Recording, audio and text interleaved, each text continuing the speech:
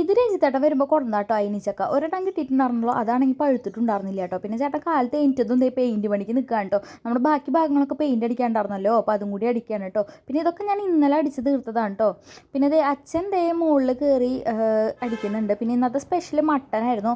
അപ്പോൾ ദേ മട്ടൻ നന്നാക്കാൻ നിൽക്കുകയാണ് കേട്ടോ. അപ്പോൾ മട്ടൻ നന്നാക്കാൻ നിൽക്കണതിൻ്റെ ഇടയിൽ കുറേ ഇങ്ങനെ വാല് പോലത്തെ സാധനങ്ങളൊക്കെ കിട്ടുന്നുണ്ടായിരുന്നു കേട്ടോ. എന്നെ കൊണ്ട് അത് ഒട്ടും നന്നാക്കാൻ പറ്റുന്നുണ്ടായിരുന്നില്ല. പിന്നെ എൻ്റെ കയ്യിലൊക്കെ പെയിൻ്റാണ് കേട്ടോ. ഞാൻ പെയിൻറ്റ് അടിച്ച് വന്നിട്ടുണ്ടായിരുന്നുള്ളൂ, കഴുകിയിട്ടും കാര്യങ്ങളൊന്നും പോകുന്നുണ്ടായിരുന്നില്ല. പിന്നെ ഞാൻ കുറേ കിടന്ന് അതിന് വേണ്ടി പരിശ്രമിച്ചു, ഒട്ടും തന്നെ എനിക്ക് നന്നാക്കാൻ പറ്റുന്നുണ്ടായിരുന്നില്ല കേട്ടോ. അത് ഭയങ്കര വഴുവഴുന്നനെ ഉണ്ടായിരുന്നു.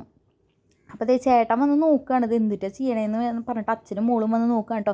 ഞാനതൊട്ടും കത്രിക കൊണ്ടൊന്നും വെട്ടാൻ പറ്റാണ്ടായപ്പോൾ ഞാൻ മുട്ടിയിൽ വെച്ച് അരിയാൻ നോക്കുകയാണ്. എന്നിട്ടും എനിക്ക് പറ്റുന്നുണ്ടായിരുന്നില്ല കേട്ടോ. പിന്നെ അച്ഛനും വന്ന് നോക്കുന്നുണ്ട് ഇത് എന്തിട്ടാ ചെയ്യണേന്ന് പറഞ്ഞിട്ട്.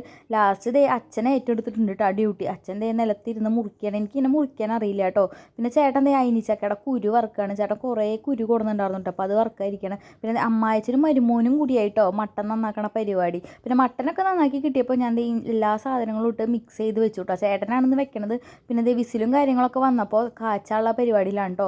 ഉള്ളിയും വെളുത്തുള്ളിയും കറിവേപ്പിലൊക്കെ കൂടിയിട്ട് ഇട്ടിട്ട് കാച്ചിട്ട് സെറ്റാക്കണത്. അപ്പോൾ നമ്മുടെ മട്ടനും കാര്യങ്ങളും അവിടെ സെറ്റാക്കിയിട്ടുണ്ട്. അടിപൊളി കറിയായിരുന്നു.